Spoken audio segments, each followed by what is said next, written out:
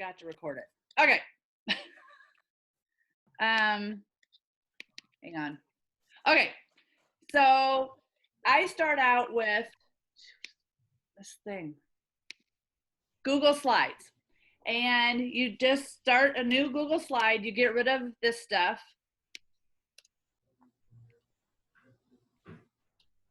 And then you go find a background, which I already did. And you slide it in here. You make it the size of the slide. And that's kind of important because when you go to use it, that's what's going to be seen on the other end. So if you go over the slide and don't realize it, some of your stuff will be missing. And then I take my Bitmoji. Do you guys all have this downloaded on yours? No, I don't. Okay, if you don't, we'll go through that in a little bit too. So I know that I want my Bitmoji person to be sitting. So all I have to do is slide it straight from that screen. And the white background's already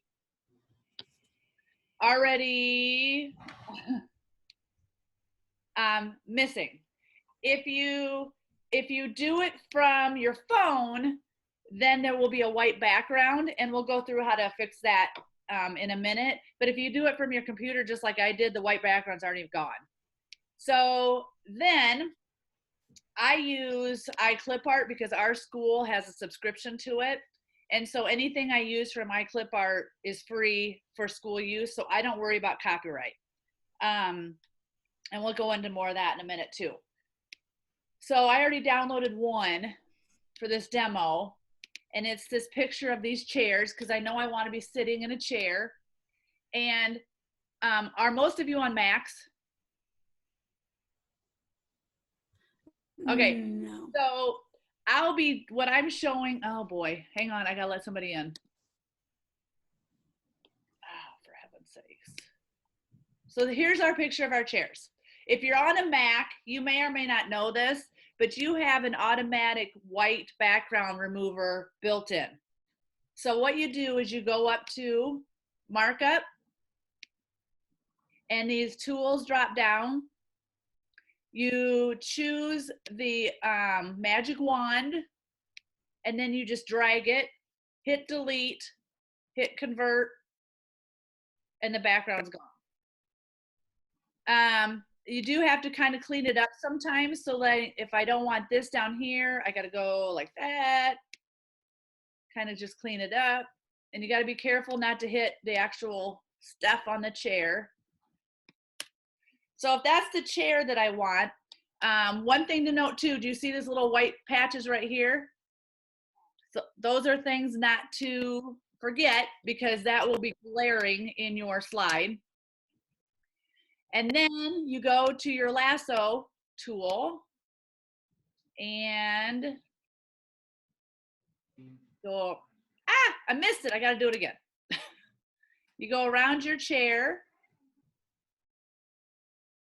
The one you choose, I choose this one. And then I just Command C.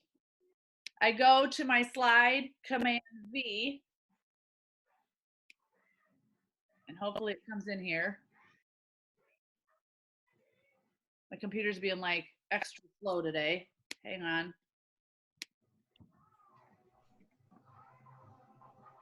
Oh my gosh. I don't know why that's happening. Sorry. Another way you can do it is you can do it like this and then do copy, new from clipboard, title it chair or whatever. And then slide it over. Maybe that'll work better today because my computer's being bad, of course. Oh, for heaven's sakes. I wonder if it's because, sorry.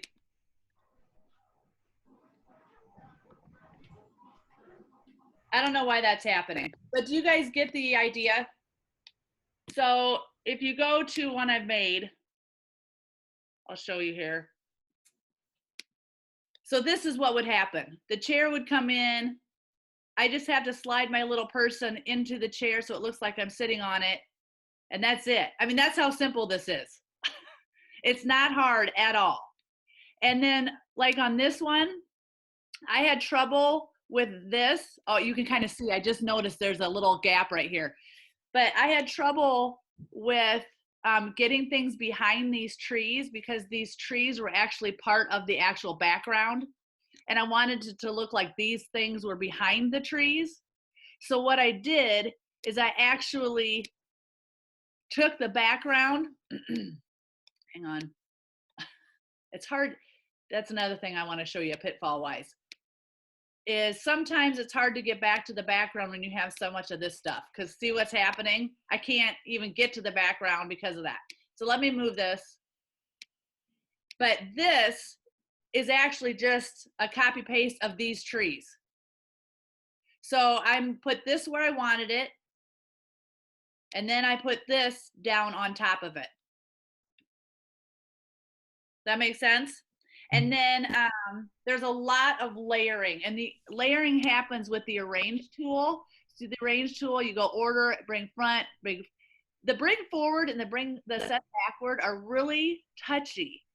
And I don't know why that is. Sometimes they'll work like a charm, and then sometimes it's like you'll hit it 5 times and nothing will happen. So then you have to go to send back or bring to front. And that is where the biggest level of trial and error comes from. Is that layering, because I did one slide and I bet it actually was this one. I had to move this couch, I bet 30 times, because when I wanted to add this lamp at the very end, I had all of this in the front of it. And so it just took me forever. And you'll sit there and think, is it worth the lamp? But it is. You know what I mean? But anyway, so really that's how simple it is. I'm almost embarrassed to do like a Zoom about it because it's not hard. And when somebody taught me how to do it, I was like, how did I not think of that myself? You know what I mean? Because it's just layering. It's just creating a scene by layering things. And the keys are taking the white space or the stuff out and making it your own. Like on this one, obviously these buildings are actually in Cedar Falls, Iowa. They, obviously had a ton of background on them. And what I did is I just did exactly like I showed you with the preview. I just got really close with the lasso, blew it up, and then, blew the picture up, and then went around and cleaned it up piece by piece. So it looked like there was no background on it. Miss Beth, can I ask a question? Yeah. How do you, what if you don't have a Mac? Do you know how I would lasso it if I was using my Chromebook on my laptop? I kind of, I only use a Mac. That's okay. On this page, I actually, that you'll be getting a link to, hang on. On this page, there is I don't know why my computer, I'm literally the only one home. I don't know why my internet's so bad. Okay, so when I go, you're a teacher and it just happened. So we all understand. Stop apologizing. We got you, girl. It's good. Sorry, I'm an apologizer. It's okay. We understand. But yeah, so on this thing that I'll share with you, there's a how-to links, and when you go to it, oh God, what the heck? All right, I'm just gonna do it this way. Hang on. There's a how-to link or a master list, and it's got several things on here. So you might want to look, if you don't have a Mac, it's right here. There'll be something in here that will probably fit every situation. Okay. A lot of people also talk about this. I don't use it. It's called Remove BG, but a lot of people that don't have Macs use this one too.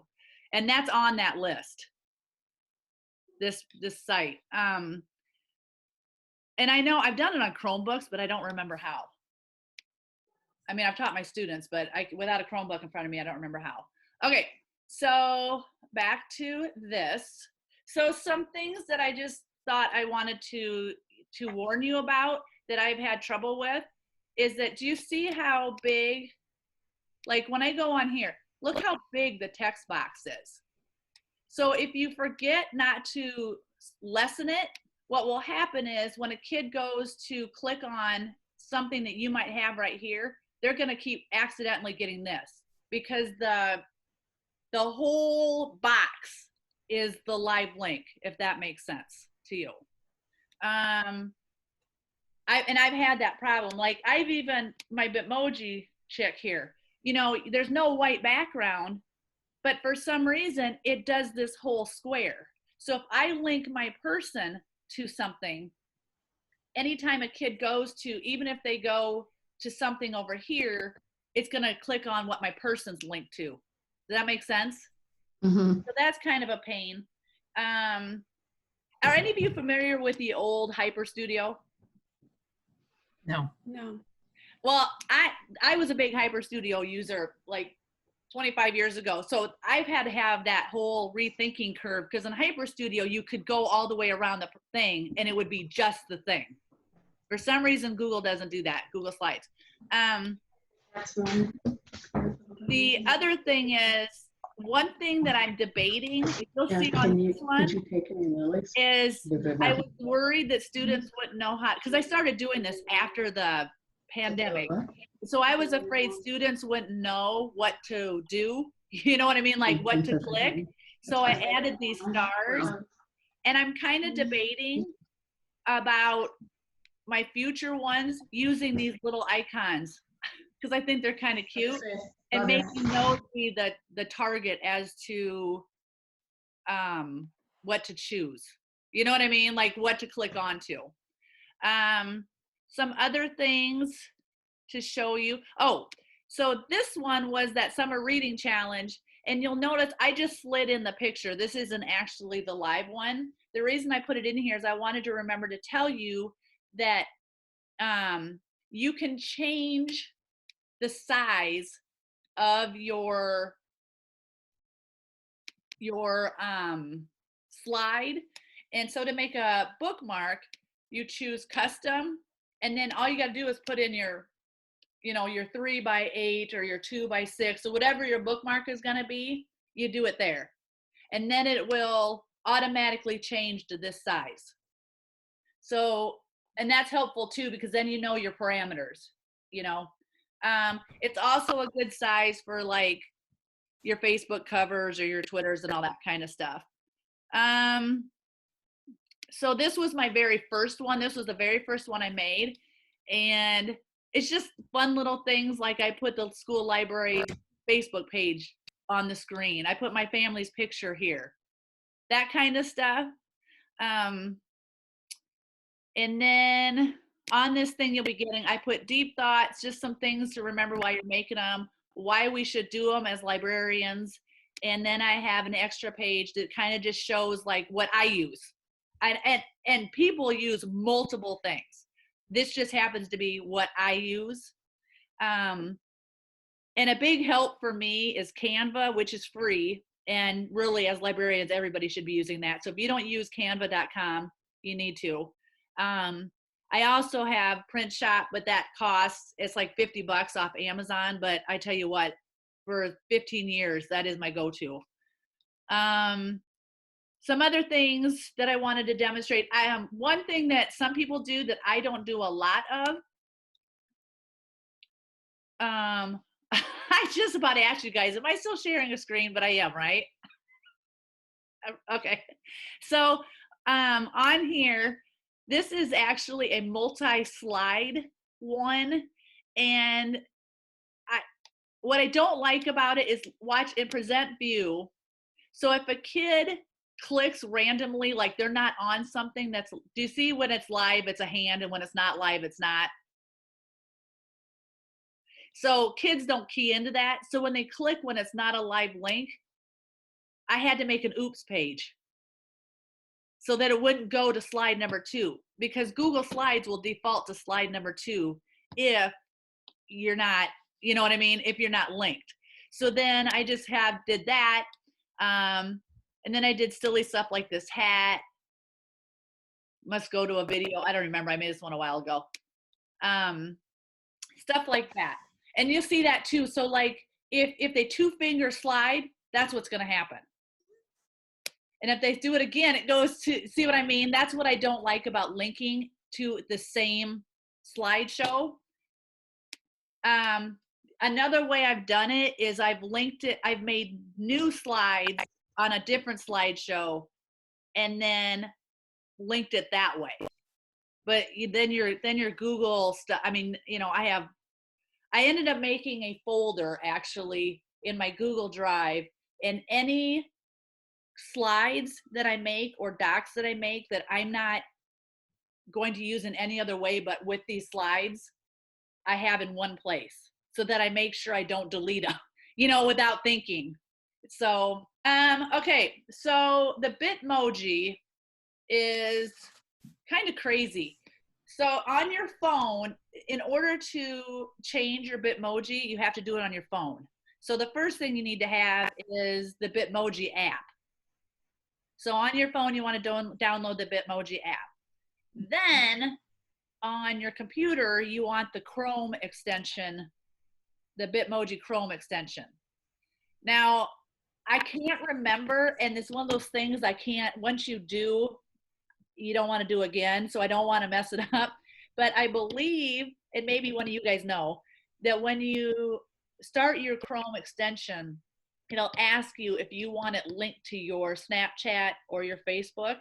Am I right in that? Anybody out there? Yes. Yes, you're right. Okay, and I can't remember. Do you choose Facebook or Snapchat? I don't think I chose either one of them. I don't think I did. Mine is just in my extension. I click on it like you clicked on it. So I don't think I chose either one. Well, I had initially, to choose Snapchat. okay. I chose Snapchat. Okay, because originally I did not choose either. And I noticed when I went to change my Bitmoji, it didn't change on my computer, it only changed on my phone. And so then I had to uninstall it and redo it. And that's when I chose, and that's what I must have been Snapchat. I think I chose Snapchat. And then it links it up. So anytime I change it on my phone, it automatically changes on the Chrome extension. And yeah. And so the nice thing about the Chrome extension is that, like, just like I showed you, when you could slide it right from that picture. Before that, I was spending hours, because I didn't realize it, I was spending hours making screenshots on my phone and then removing the white background, you know? So yeah, and it's just so easy to put your little person, you know, right there. I have to arrange, put her on, make it bigger. And then some people I saw were struggling because they don't like their legs not touching the ground. So some people are actually taking their person and taking the legs off, or just this little piece, and extending it and copying and pasting it. It's just hilarious, the stuff that people are doing. Think about till just now. So if I choose, let's say I choose farm animal again, and it's something like this horse, and it's got all this craziness around it. Okay, so I download it. I usually choose large because it's easier to manipulate if you get a bigger. Hang on.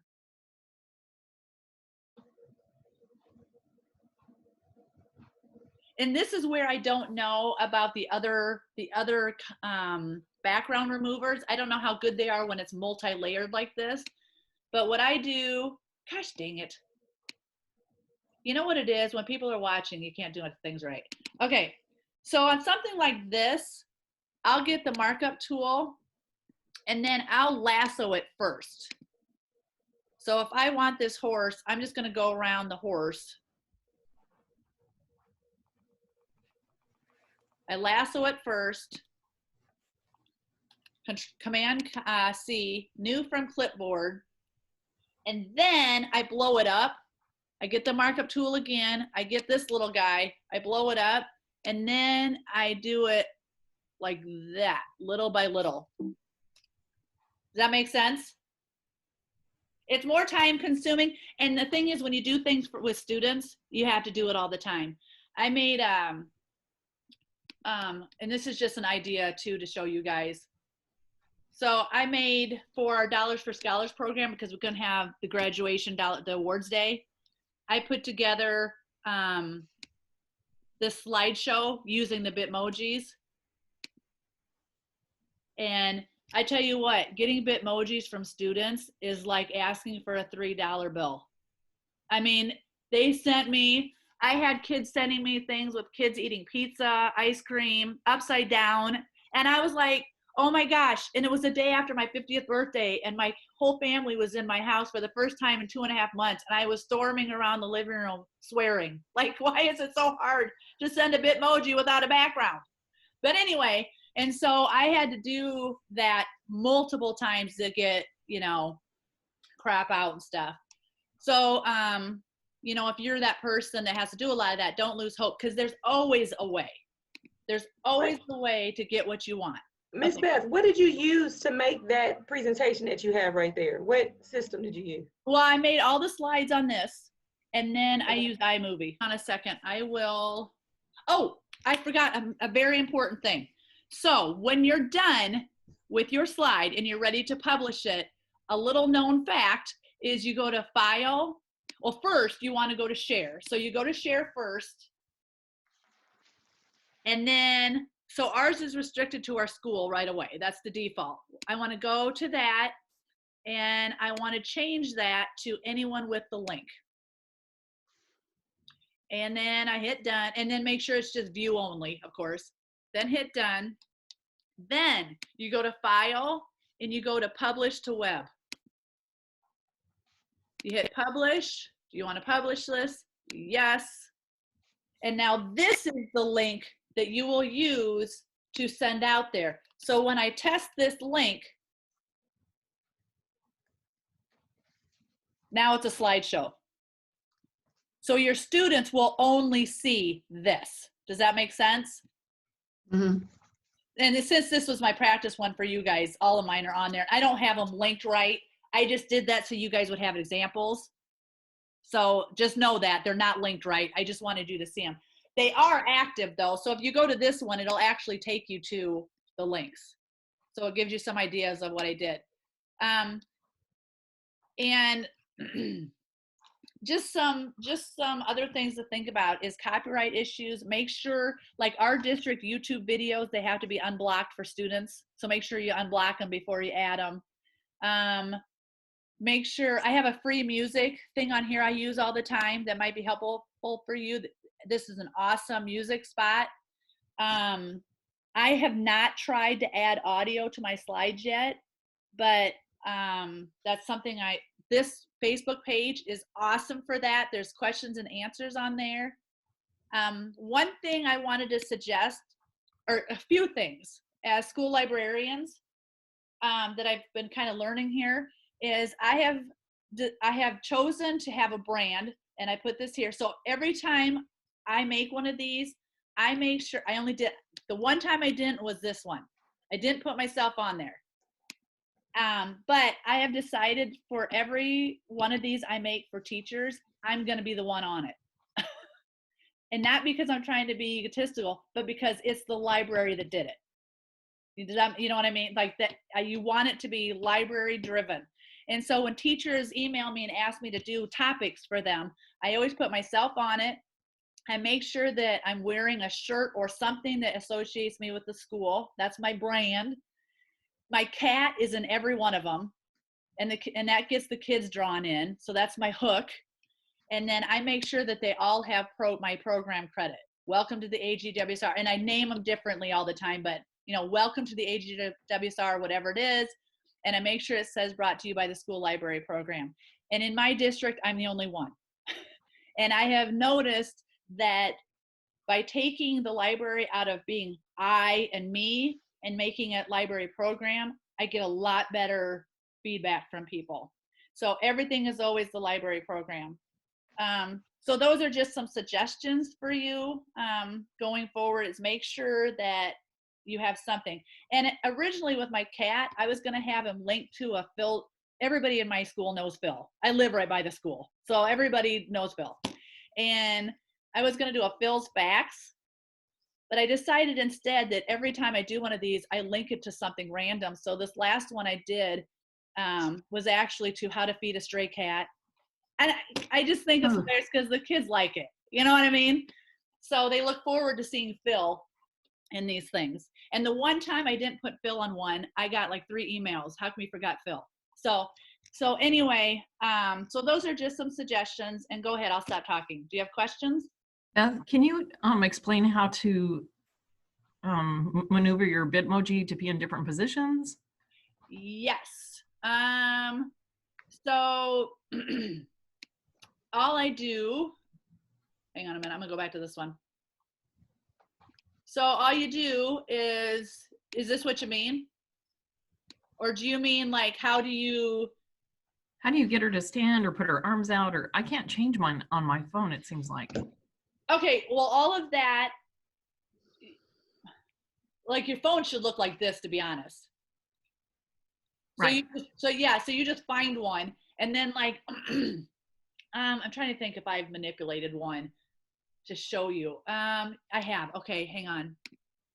So on this one, I had to see my arm right here. In order Yes. to get Phil behind my arm and this stuff, I had to actually go and lasso my arm, copy it, and paste it back on. Okay. Does that make sense? So there's a lot of that. There's a Okay. lot of copying and pasting, but it's so fun creativity wise, you know, I mean, and then like in this basket, what I did in this basket, I don't have that pulled up, but these Legos in the basket didn't fit in the basket right. So I actually had to make 2 pieces to the Legos by lassoing them and then slipping them in and then lassoing the basket a little piece so it looked like it was in the basket. Mm-hmm. So just stuff like that, you know, manipulating whatever pictures you can find. Okay. Yeah. Thank you. Yeah. And then, you know, some of the fun things that people have done, and I haven't much, but, you know, it still looks just as good to do one like this coming out from underneath the ground. Hang on. Let me find my. So, and I just discovered all this stuff recently, honestly. So it's not like, I mean, the learning curve, once you get a hang of it, you'll be fine. So like some people have them coming out like this from the side. And then when you go to do your slide, keep in mind, it'll be cut here. Oh, right. That's one thing I wanted to show you quick. I don't want to forget. When I did this bookmark, this guy right here was actually full bodied. I just cut him in half and slid him behind the chair. Oh, okay. Beth, I had a question for you. Yeah. That's one of my questions. Before, when you showed the lamp and you had to move everything because you had tried to get the lamp behind, couldn't you just cut it off? You and know, then just put it. You got me because you're right. The funny thing is that was the very first one I made though. Oh, gotcha. Yeah. So I didn't get that yet. But you're right. And it's funny because I hadn't thought of it till just now that you said it. But and I had something else too. For copyright free images, if we're doing it on a laptop and we're using PowerPoint or slides, if you're doing it in Google Slides, you can import pictures and they're Creative Commons. They're all, so that's, you know, an option if you don't have iClipArt. Yeah, and you can, it's good you said that. And honestly, that's a learning curve I need to figure out. You can do that straight from here too on Google Slides. And I think the reason I can't do it is because I think it's an extension or an add-on. And like these add-ons, libraries, you know, I try to make sure my books and my laptops always have something on them, library related. I actually was very excited just this morning, our local newspaper used my emoji for their paper for the library. And by the grace of God, I happened to put library and STEM challenges on the book. or nobody would have known that was the library. You know, I mean, they would have just saw, you know, this, and it could have been anybody. But since I put library and STEM challenges on the book, I was like, yes, because then they know the librarian knows how to do stuff, you know? And so be really careful about that. I was really disappointed in myself because on my Facebook page for the library, I accidentally used an old copy pasted of the slide, and I didn't have the book information on the book, and people started liking it before I could fix it. So now I can't fix it. So just be really cautious of that. Like, you know, always be in promotion mode.